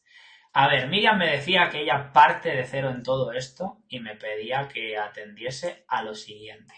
¿Qué tiene que ver nuestra narrativa con nuestra identidad? Bueno, creo que lo he explicado a lo largo de todo este vídeo, pero resumiendo muy mucho, básicamente es como intentas construir una identidad a lo largo de toda tu vida, ¿vale? Nuestra narrativa puede llevarnos a asumir que somos, por ejemplo, de una cierta ideología política, de una cierta religión o confesión religiosa, de unas ciertas tendencias en la vida o de otras. Te puede llevar a juntarte más con personas fiesteras o con personas trabajadoras, en fin. Cómo cuentes el cómo eres tú como persona, al final acaba determinando de quién te rodeas, en qué espacios habitas y cosas por el estilo. Entonces, tiene muchísimo que ver una cosa con la otra. Me pregunta también, ¿podemos tener un discurso narrativo creado, preformado, prefabricado para escupirlo y que no tenga nada que ver con nuestra identidad personal? A menudo ocurre así. Es tristemente común que tengamos, como le digo también a Maribí, por cierto, una cosa que llamamos deseabilidad social, que es decir, tenemos el deseo de encajar a toda costa en los ambientes en los que necesitamos un sustento o en los que necesitamos estar para superar una etapa vital. Tenemos la necesidad de agradar a nuestros padres, de agradar a nuestros profesores, a nuestros empleadores, al que nos alquila la casa o cosas por el estilo. Tenemos la necesidad de no perder a nuestra pareja y a nuestros amigos. Entonces, también caemos en pequeñas identidades que construimos con relatos que nos hacen deseables para estas personas. A veces no están del todo desligadas de nuestra persona, sino que la idealizan, la pulen, la hacen más presentable, más agradable y más digerible. Otras personas como yo sabéis que soy puro y sin cortar, no tengo rebajos, no tengo disoluciones, voy concentrado. Y el que me aprovecha y me aprecia, así me recibe. Y el que no, se larga sin más. Esto ya también es un poco un motivo de decisión personal. O sea, hay personas que intentan agradarles el trago a los demás porque tienen miedo de no ser aceptadas simplemente como son, o bien por ser quien son, e intentan presentarte su mejor yo en todo momento. Entonces se autogeneran pues esta sensación de, ¿cómo decirlo?, de miseria existencial porque todo el rato están intentando cumplir con un papel. Y a veces es simplemente imposible cumplir con ese papel o bien agradarle a todo el mundo, ¿vale? También pregunta Miriam que qué podemos hacer si a nivel narrativo permitimos que hay algo que chirría, algo que no encaja bien con nuestra identidad, sobre todo con lo que nosotros asumimos que es nuestra identidad. Bueno, ¿qué podemos hacer? Es una cuestión muy curiosa. Acabo de comentar que una de las partes más importantes de esto es humanizar tu relato y relativizarlo, y que para ello lo más importante es aprender a exponerlo en público. ¿Por qué te digo esto? Porque a menudo tendemos a silenciar las cosas que no nos gustan de nosotros mismos por temor a lo que pueda ser, al juicio, a la crítica, a la incomprensión, a la desolación, al alejar a personas importantes de nosotros porque no nos comprendan o lo que sea. Y eso nos lleva a tomar esa decisión tan estúpida que es el silenciarnos, el intentar ocultar partes de nosotros mismos y dejarlas ahí, detrás de la barrera, como si por alguna casualidad fuesen a desaparecer o no se fueran a acumular con todas las que mandamos allí detrás, que a veces son muchas. ¿Qué puede pasar cuando hacemos esto? Que pasemos un apuro, un tiempo de vergüenza o quizás alguna situación comprometida, pero como dice mi abuela, bueno, decía porque ya está muerta, más vale una vez colorado que 100 amarillo. Y de hecho, por un ratito de vergüenza que pases por un momento, pues te va a compensar luego con todo lo que obtengas de esa experiencia en la que te has expuesto un poquito y has visto que no es tan malo lo que está pasando, no es tan raro, no eres la única persona en el mundo a la que le ocurre y de hecho hay personas dispuestas a orientarte, a ayudarte a salir del bache o de la situación, a ayudarte a aclarar tu confusión y simplemente mejorar tus circunstancias. Entonces, si nosotros mismos percibimos que algo nos chirría, también es una buena idea ponerlo sobre la mesa, porque las personas que nos conocen bien podrían ayudarnos a tener un contraste, ¿vale? A saber si eso es propio de nosotros o no es propio de nosotros, o bien cómo lo haríamos nosotros normalmente. Y también nos ayudan a comprobar nuestro proceso de crecimiento, porque a lo mejor también puede que algo nos chirríe porque ya ha pasado mucho tiempo desde la primera vez que lo hicimos y hemos aprendido mejores formas de hacer las cosas o de ver la vida, que también puede ser. ¿Qué ocurre? Me preguntas siguiente cuando la narración de una persona cercana no conecta contigo y te provoca una reacción negativa. Te agota, te agria, te enfurece, te ahoga o casos por el estilo. Tanto en el caso de que coincida con que su identidad personal te cause la misma sensación, que en caso contrario, es decir, que a nivel personal te transmita eso. Pues bueno, es que tú en primer lugar no tienes control sobre cómo cada uno organiza su relato personal. Tú lo único que puedes controlar son tus percepciones y tus propias cábalas sobre cómo cada uno organiza su vida. Yo, por ejemplo, me llevo fatal con las personas que tienen historias contaminantes y victimistas en concreto, ¿vale? Porque, para mi gusto, se enajenan de la responsabilidad con demasiada facilidad y quieren que los demás sean los que resuelvan la papeleta por ellos. Bueno, entonces, por ejemplo, en esa clase de circunstancias, tú lo único que puedes hacer es confrontar a una persona y negarte a tomar la responsabilidad que deberían tomar por sí mismos, en uno de los casos. Puedes exponerle a las personas qué es lo que estás percibiendo de su parte y por qué no te gusta o no se acomoda con tu persona, cosas por el estilo. Y puedes dejarlo en esa parte o puedes pedirle que se haga responsable de sí mismo o que salga de tu vida, ¿vale? Pero lo que no puedes hacer es cambiar a la otra persona. Entonces, como máximo, lo que puedes decir es o pasa esto o la consecuencia va a ser esto otro. Y eso a veces se entiende como un chantaje, a veces se entiende como una motivación y una inspiración para el cambio, o una llamada de atención, o una intervención. Pero en cualquier caso, no puedes tratar de imponerle a nadie cómo tiene que ser o cómo tiene que ver la vida y vivirla, porque, de nuevo, la forma correcta para ti puede no serla para otro, ¿vale? Entonces, lo único que puedes hacer es escoger apartarte voluntariamente hasta que volváis a ser compatibles, o bien hacérselo notar y apoyar todos los intentos positivos que haga por reconciliar, restañar heridas y lo que sea oportuno, ¿vale? Y ahí se queda.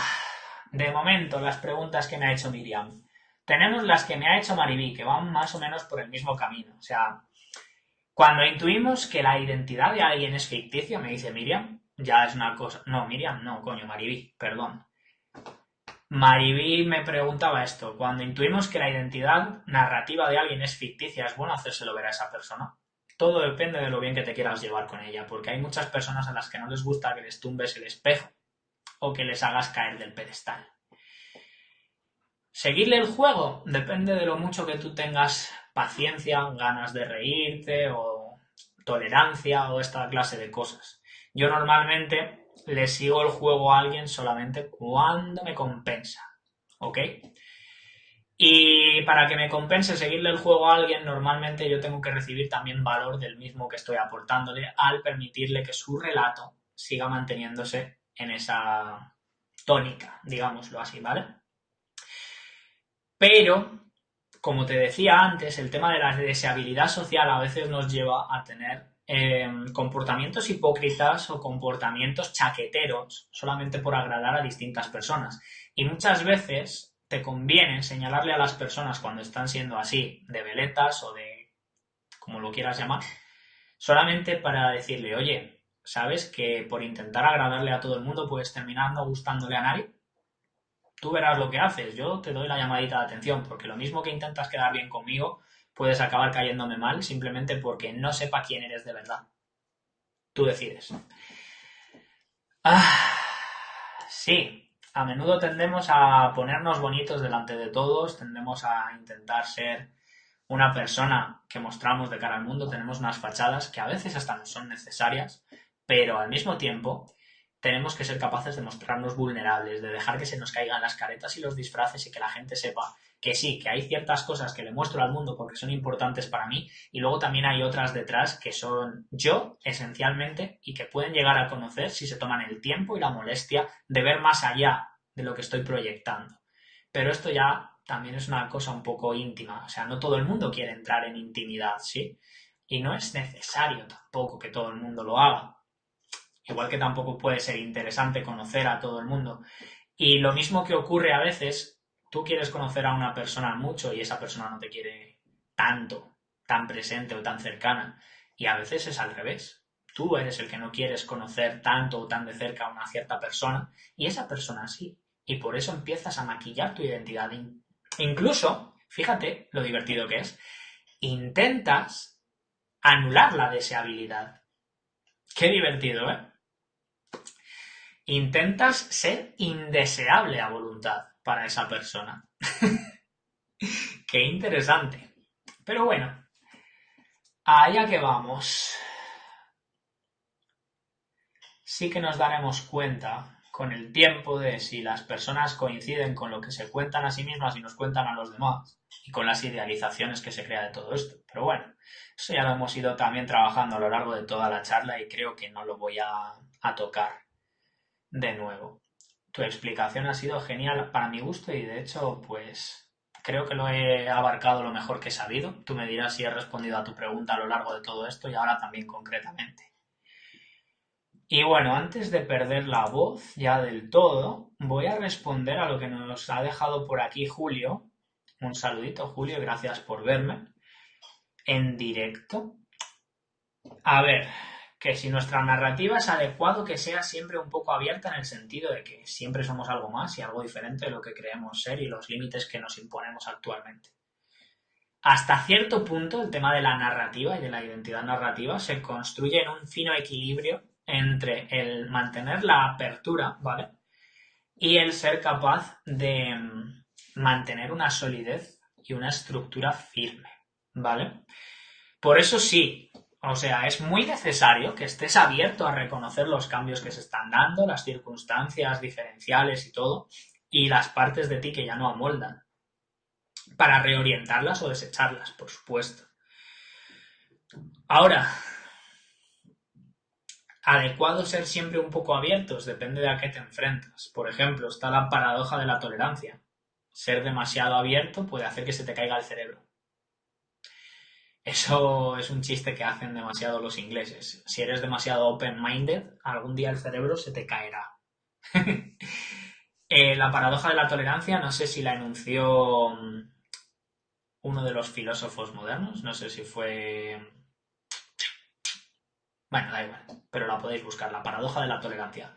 Él decía que ser demasiado abierto y tolerante con determinadas cosas puede hacer que la intolerancia gane a la tolerancia, porque la tolerancia ha tolerado lo intolerante. Entonces, lo intolerante que no tolera tanto no tiene redaños en pisar a lo tolerante. En cualquier caso, hay que guardar un sano porcentaje de ambas cosas. De solidez, de cerrazón, de... ¿Cuál sería la palabra aquí que estaríamos buscando? Podríamos decir sospecha, podríamos decir recelo, podríamos decir dificultad para dejarte convencer. Lo mismo que hace falta que estés abierto permanentemente a que si algo se muestra mejor, más correcto, más beneficioso para ti y para la sociedad en su conjunto a todos los niveles, estés abierto a ello. Por eso es por lo que verás que muy a menudo se critica y cada vez más los movimientos de izquierdas porque se están empezando a considerar muy totalitarios y se considera que están tocando, de hecho, con el extremo que denuncian, porque todo péndulo, si se va demasiado, al final acaba dando la vuelta. Y por eso verás también que hay gente que dice que el feminismo es el nuevo machismo y cosas por el estilo. Esto no te lo digo para meter el dedo en ninguna llaga, sino para que empieces a comprender por qué algunas personas te dan esa narrativa de las cosas que a ti te parecen tan evidentes a veces. Porque, de alguna manera, todo esto se construye en una especie de comparativa de relatos. Y no se trata de que el marco más fuerte sea el que se imponga, sino de que aprendas a tener una perspectiva, una panorámica que incluya cuantas más partes de la película, mejor. Que luego no eres capaz de procesarlas todas al mismo tiempo y tienes que ir deteniéndote poco a poco en cada una, ningún problema. Pero mucho mejor pecar de eso, de precavido y de receloso, que de demasiado ingenuo y pacato, ¿vale? No hay que pasarse ni de calvo ni de llevar 3 pelucas. Dejémoslo así. Y dicho esto, creo que ya he largado suficiente. No sé cuántos minutos llevaré. Voy a ver. Ah, mira, llevo 1 hora y 35. Se puede convertir en un seminario incluso esto. Como veis, no suelo hacer Facebook Live ni grabaciones porque me gusta extenderme, no me gusta dejar las cosas a medias. Pero considero que esto puede ser una masterclass. A lo mejor hago una de estas una vez al mes o algo por el estilo y trataré de aportar el máximo valor posible con los temas que más significativos son para el trabajo que hago y para las personas con las que comparto. Intento siempre tener en cuenta que mi perspectiva y la de los demás son correctas hasta cierto grado y también son susceptibles de mejorar, porque pueden tener algún sesgo, ya sea por motivos de nuestras propias preferencias o de nuestros propios deseos. Y siempre que se puede, pues jugueteo con las perspectivas de todos. Esté de acuerdo, esté en contra, intento darle cabida a todas las posiciones, en tanto que respetuosas con las personas que participamos, conmigo, con el propio emisor y con el contexto en el cual queremos inferir, ¿vale? O sea, no me sirve de nada, por ejemplo, entrar en el victimismo, en la queja, en el odio, en la agresión y en la brecha. Yo prefiero que hablemos de estas cosas desde una perspectiva un poquito más de sanar, de acercar, de resolver conflictos, de resolver situaciones y de comprender que por el camino que vamos nos vamos a ir todos a la mierda si seguimos señalando con el dedo y diciendo no, tú más, no, esto es por ti, que eres un cabrón, esto es por ti, que eres una no sé qué. Por ahí no vamos bien. Bueno, a ver, Julio me ha dejado aquí un agradecimiento. Muchísimas gracias, en serio. Que me digas que estas cosas te parecen así como muy novedosas. Pero sí. A ver, es que lo que creemos que somos, desde un principio nuestra comprensión misma del mundo se origina en base al manejo idiomático que tenemos. O sea, tu visión del mundo se conforma en base al número de idiomas que manejas porque tienes recursos para explicar y explicarte la realidad de maneras muy diferentes. Cuantos más idiomas manejas, más recursos, más palabras que describan conceptos que para otros idiomas son inefables, más ideas recogidas en una misma partícula de ese idioma o en una misma construcción de ese idioma. Por ejemplo, una cosa que me hace mucha gracia, en un libro que me gusta mucho hay un proverbio que se traduce literalmente como no te saques el ojo con una cuchara por eso. Y esa idea tan larga significa algo así como no te preocupes, no hay problema, no es tan importante. No te saques el ojo con una cuchara por eso. O sea, no pierdas tan de vista lo que es importante como para que se te vaya la cuchara y te saques el ojo sin querer. No te obsesiones, también podría ser, ¿no? Hasta tal punto nos conforma nuestro dominio de un lenguaje que Pedro Salinas hace muchos años dijo que no le teme a una persona que esté impedida física, le teme a una persona que esté impedida por ser manco de la palabra, tullido de la expresión. A una persona que teniendo el pleno dominio de sus facultades físicas no tenga dominio de su mente, ni de su entorno, ni de su vida, por no ser capaz de representarla adecuadamente y de expresarse adecuadamente dentro de ella. Hasta tal punto me parece importante que cada vez más intentemos depurar el idioma en vez de artificialmente complicarlo y añadir constantemente cosas que solamente representan ideas parciales, sesgadas y que no contribuyen sino a meter morralla en nuestras cabezas. Intentemos simplificar. No tanto como el punto del minimalismo, pero sí por lo menos conservar lo que tenga sentido y lo que tenga coherencia. Y lo que solamente sean representaciones parciales de sentido y coherencia, pues darle su cierto protagonismo y su cierto interés, porque puede tener algún sentido epistemológicamente hablando, puede darte para buscar dos sentidos muy concretos que ahora mismo, pues bueno, ¿qué te digo yo?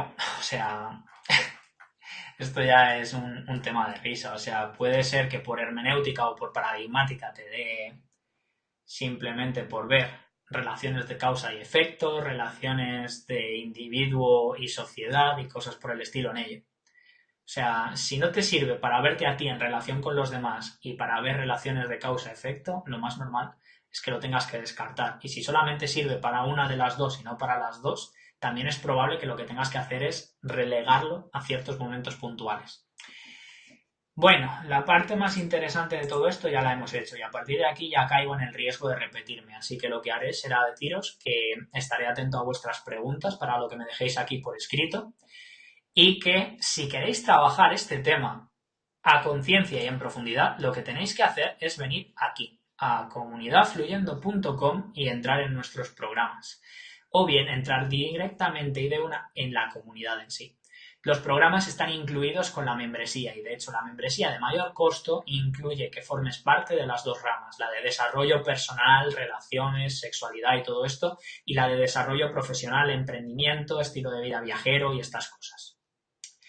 La idea con esto es que tengas un espacio que compartas con personas capaces de atenderte, de escucharte, de comprenderte y de recorrer el mismo camino que tú sin imponerte sus puntos de vista, sus decisiones a nivel moral, que es también otra cuestión, ¿vale?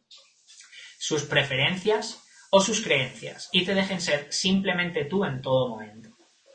Que es lo más bonito que puede hacer nadie por ti. En vez de decidir tu vida por ti, ayudarte a ti a tomar las decisiones necesarias.